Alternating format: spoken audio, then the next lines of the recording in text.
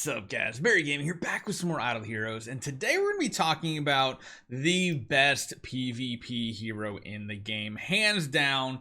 Well, maybe not by himself, but overall is just the most destructive force you will ever see in Idle Heroes, and probably one of the most destructive since we had the Rogan Russell PvP back in the day. I'm gonna put a link up in the top corner because if you guys never watched the video of our just absolutely crazy team back in the E5 meta, Russell's getting in the air round 1, followed up with some huge round 2 actives. That was what I love to see. However, PvP has gotten quite a bit sturdier over the years. There's a lot of heroes that can put out shields and stuff like that. We have Hyperspace Hunter Ilamok giving out shields and survivability. We have Fairy Queen Vest that can do it. We have Freya, Mystic Fairy Freya. All of them can keep the teams going a long time. Man, I never thought I'd see the day where like literally all my Transcendence heroes are just holding flags to be tennis, but that is where we are at. Oh, I just realized we're still running Balanced Strike on him too when I was doing some of my tests.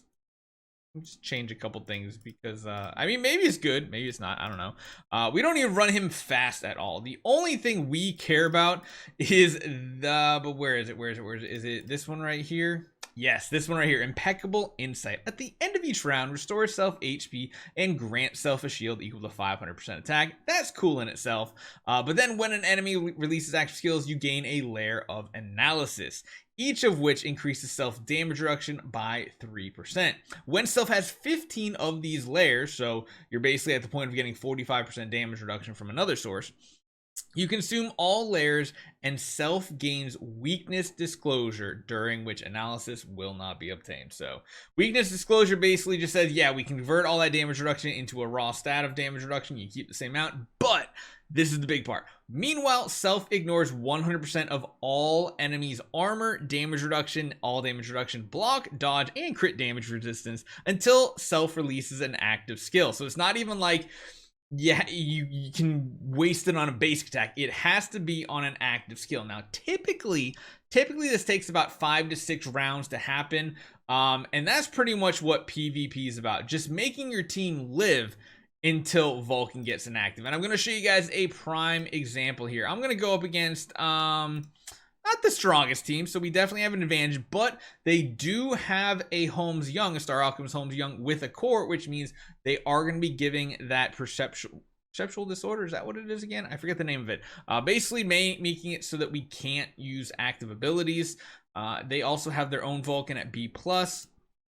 We're going to go in with a weird lineup. We're just going to chuck some more Michelles. This is like our light Sealand team, except we have Hyperspace Hunter Ilamok, which is still kind of important, I think, mainly because, actually, I don't even like his core. I'd rather have Asmodeel's core. I think it's important, though, because the shields he provides are absolutely crazy. We're also going with a Lion Pet because, again, as much shielding and damage reduction and all these stats that we can get, the better. Now, what you're going to see on both sides is each team just poking away at shields. You're not going to see much damage past round 1 here go out. Of course, the Michelles are going to go down, but our main damage dealers have such gigantic shields. Oh my goodness. Okay, typically that doesn't happen. Typically that doesn't happen. But you'll notice, again, at this point, they have tons of shielding. You'll notice most of our damage is just chucked into the shields, and they don't really die or anything like that until Vulcan gets his power up. So, like, okay, this was not a good example. This is just the power of a Vulcan. We find a different team. We'll be back.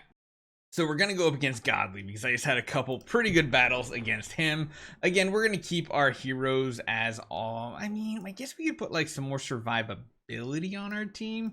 If we wanted to, we could actually do like the same exact thing. We're building like a ton of shielding and stuff. Heck, we can also just throw you in there. I just don't want somebody else like a Lord of Fear Aspen coming in and like completely cheesing our team out. Granted, maybe the other thing I need to do is run the core of Hyperspace Hunter Ilamok. We'll have to see. They do have a more tanky setup right here with lots of crowns and stuff, but let's see how this turns out. I don't imagine we're going to wipe them out on this round 2 active. it could happen. You gotta remember too, we're not even running like melodic strings for the additional damage boost. We're just going more for survivability. And here come the shields. So the second you hit them with an AoE, Hyperspace Hunter Hylamuk just is like, yep, I'm just gonna give my whole team like, you know, full shielding so that no one else can potentially die. And this is typically what happens. And then of course the others, Hylamuk is usually, it's hard to see under their feet, but he's gonna apply, of course, that debuff, making us so that we cannot actually get an active off. See, we do a lot of damage. We basically like nullify, get rid of all the shields with the normal Doom Terminator Vulcan active, and then Hyperspace Hunter Hylamuk just says, yeah, I'm just gonna replace all that damage you just did with shields. So it takes a few rounds. If this looks glitchy and like stuttery, that's because it is. Like, I even have the newest BlueStacks and everything with the best running processors on it and everything, and it still happens like this all the time. And this is pretty much what it is. It is the tank meta until Vulcan does his thing. Now you can see he still manages to get some kills occasionally. Yeah, is gonna happen, but the big hit hasn't even happened yet, because you notice everybody that's still alive is very healthy. They have dodges from Elena, they have shields from Hyperspace Hunter Hylamuk, and then you'll also notice our team is just 100% shielded up, like pretty much good. And then you'll see something happen pretty soon here. It does require the enemy to get some actives off, so I don't know how this is going to go. I haven't been keeping track to how many actives the enemy team has done, but I think coming up in the next round or so is the Doom Terminator Vulcan round, essentially. We're not really doing any other damage with like any other hero, you'll notice. And even if we do, Hyperspace Hunter Hylamuk on the enemy team just replaces the shields, just like our Hyperspace Hunter Hylamuk just replaced all our shields on our team. So you can see how it's like almost impossible to break through a lot of these heroes. But in round 6, I think Vulcan's already gone. Round 6 is going to be the round where you just see enemies so can you see it? You see this like shining glow around our Doom Terminator Vulcan. This is where you just see him deleting teams, like absolute nullification of any type of defense that enemy team has, and he just goes, I mean, for lack of a better word, he goes Super Saiyan on their ass. And he just destroys everybody, no matter how many or how much shielding they actually had. I wonder if there's any like stronger. Ooh, that's a strong team. This is another really strong team here. I'm actually going to do the same thing. I'm going to go with Hyperspace Hunter Hylamuk score. We might lose this. I don't know. They have pretty much on par with the same power. But I think what this is going to come down to is essentially whoever's Vulcan gets their weakness disclosure active off first. Pretty much the same thing, because you can see we get damage and everything. That's not going to matter because we're going to be back to full HP and full shields within a round or two. You see Queen hitting people, it just gives us so many additional shields and everything. There are some taunts going around because both teams have the core of Hyperspace Hunter Hylamuk, which is very useful at times. It very much is. But eventually you'll lose that. And yeah, this is, I wish, actually, you know what? There's a way to speed combat up. If you didn't know, you can click this icon up here. It speeds the animations up. Let's see which Vulcan gets their active off first. That's pretty much going to be key. Whoever can get their weakness disclosure going. And you'll notice you don't see the golden aura behind Vulcan right now, right? It's really hard to tell because there's so many animations and everything is going so fast. The second you see that gold glow, I don't know what it looks like on the Lego skin.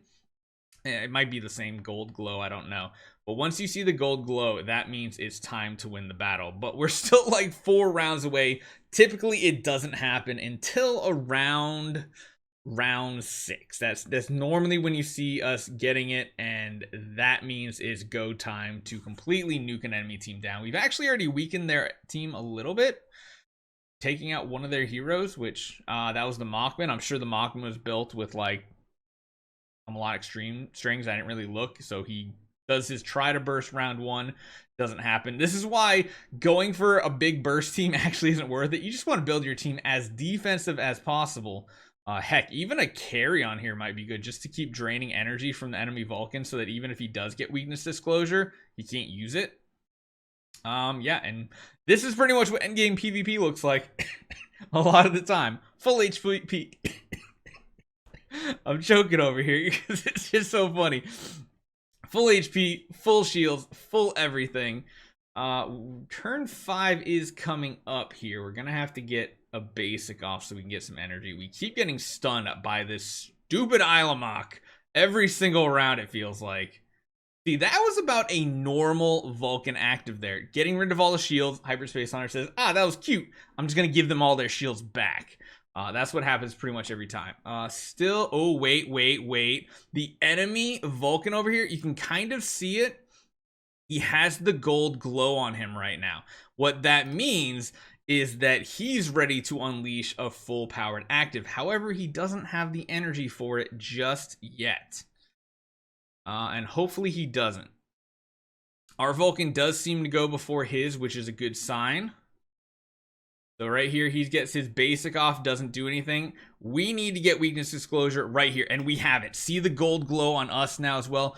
Both heroes have it. However, he is taunted. Ooh, the taunt might be a counter to this active right here. Let's watch. Oh, wait, never mind. He's not taunted anymore. They both have the glow. Here we go, and we just delete the enemy team. So in case you ever wondered why Vulcan was so strong and why he just literally one-shots waves, it's weakness disclosure. He's the one-shot killer when it comes to PvP. So let me know what you guys think. Hopefully it gives you a little more clarity on why I love this hero so much. See you guys next time.